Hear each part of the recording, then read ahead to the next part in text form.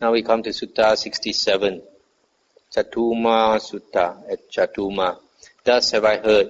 On one occasion, the Blessed One was living at Catuma in a Myrobalan grove. Now on that occasion, 500 monks headed by the Venerable Sariputta and the Venerable Mahamoggallana had come to Catuma to see the Blessed One. While the visiting monks were exchanging greetings with the resident monks and were preparing resting places and putting away their bowls and outer robes, they were very loud and noisy. Then the Blessed One addressed the Venerable Ananda thus, Ananda, who are these loud, noisy people? One would think they were fishermen hawking fish. Venerable Sir, they are 500 monks headed by Sariputta and Moggallana, who have come to Catuma to see the Blessed One.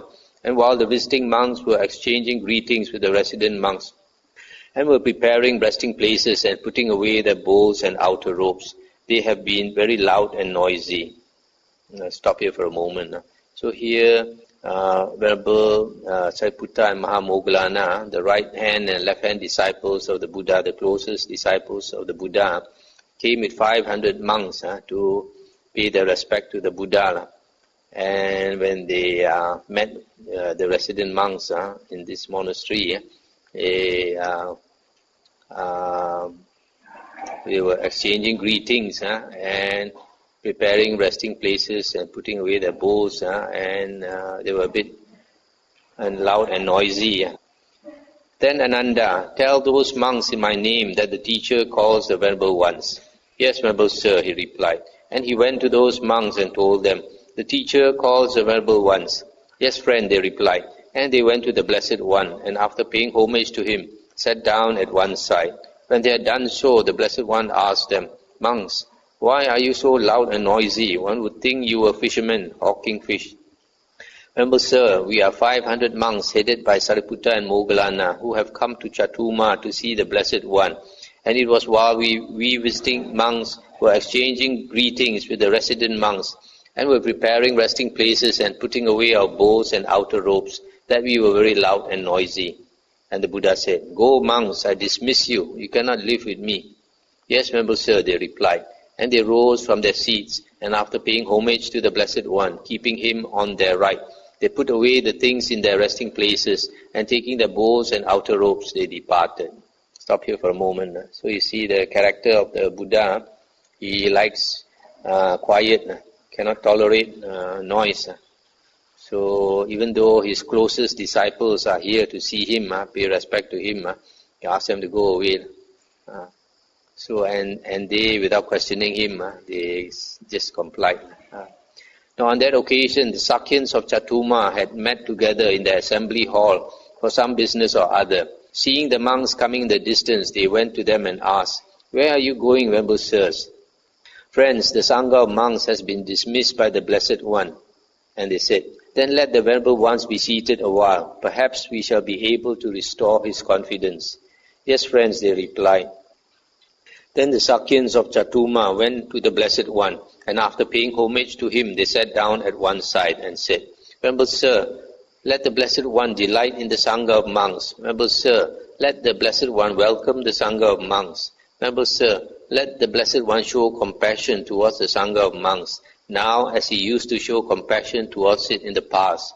Venerable Sir, there are new monks here, just gone forth, recently come to this Dhamma Vinaya. If they get no opportunities to see the Blessed One, there may take place in them some change or alteration. Venerable Sir, just as when young seedlings get no water, there may take place in them some change or alteration. So too, Venerable Sir, there are new monks here, just gone forth, recently come to this Dhamma Vinaya. If they get no opportunity to see the Blessed One, there may take place in them some change or alteration. Venerable Sir, just as when a young calf does not see its mother, there may take place in it some change or alteration. So too, Venerable Sir, there are new monks here, just gone forth, recently come to this Dhamma Vinaya. If they get no opportunity to see the Blessed One, there may take place in them some change or alteration. Venerable Sir, let the Blessed One delight in the Sangha of monks. Venerable Sir, let the Blessed One welcome the Sangha of monks. Venerable Sir, let the Blessed One show compassion towards the Sangha of monks, now as he used to show compassion towards it in the past. Stop here for a moment. So here you see these lay devotees, when they realize the monks have been dismissed by the Buddha, then they appeal to the Buddha, even asking the Buddha to show compassion. Then the Brahma Sahampati knew with his mind the thought in the Blessed One's mind. So just as quickly as a strong man might extend his flexed arm or flex his extended arm, he vanished in the Brahma world and appeared before the Blessed One. Then he arranged his upper robe on one shoulder and extending his hands in reverential salutation towards the Blessed One, he said, "Venerable Sir, let the Blessed One delight in the Sangha of monks. Venerable Sir, let the Blessed One welcome the Sangha of monks. Venerable Sir, let the Blessed One show compassion towards the Sangha of monks now as he used to show compassion towards the Sangha of monks in the past." Then the Sakyans of Catuma and the Brahma Sahampati were able to restore the Blessed One's confidence with the similes of the seedlings and the young calf. Then the Venerable Mahamoggallana addressed the monks thus, "Get up, friends, take your bowls and outer robes. The Blessed One's confidence has been restored by the Sakyans of Catuma and the Brahma Sahampati with the similes of the seedlings and the young calf." "Yes, friend," they replied, and taking the bowls and outer robes, they went to the Blessed One, and after paying homage to him, sat down at one side. Stop here for a moment. So you see, this Brahma Sahampati, in some sutta it is mentioned that he was a monk in a previous life. So he also was following very closely the events in India at this time. And when he realized that the Buddha had dismissed the Sangha of monks, he also came to appeal to the Buddha in the very same way that the lay devotees had appealed. And so the Buddha decided to accept the Sangha of monks. And this Venerable Mahamoggallana, his psychic power was so great, immediately he knew that the Buddha has changed his mind already. So he told the monks, "Let's go back."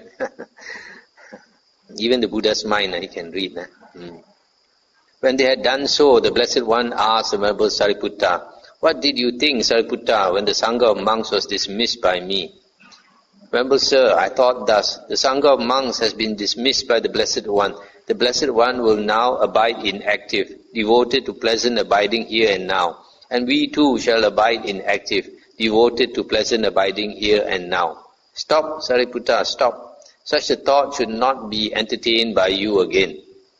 Stop here for a moment. So here, remember Sariputta is saying, when the Buddha dismissed the Sangha of monks, he thought the Buddha wants to abide in peace and quiet in the jhanas. So he thought he also will do the same.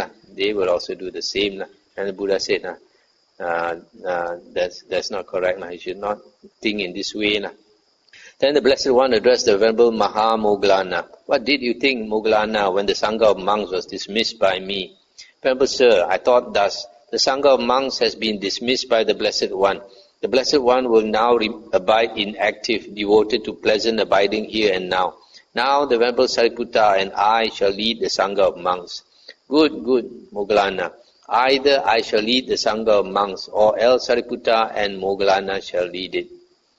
Stop here for a moment. So here the Buddha is saying that if he abides inactive, abides in meditation, then either Venerable Sariputta or Moggallana should lead the Sangha. Then the Blessed One addressed the monks thus, "Monks, there are these 4 kinds of fears to be expected by those who go down to the water." Stop here for a moment. So here the Buddha is giving a Dhamma teaching to these monks. There are 4 kinds of fears to be expected by those who go down to the water. What are the 4?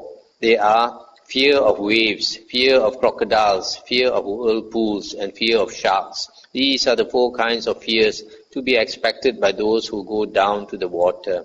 So too, monks, there are 4 kinds of fears to be expected by certain persons who have gone forth from the home life into homelessness in this Dhamma Vinaya. What are the 4?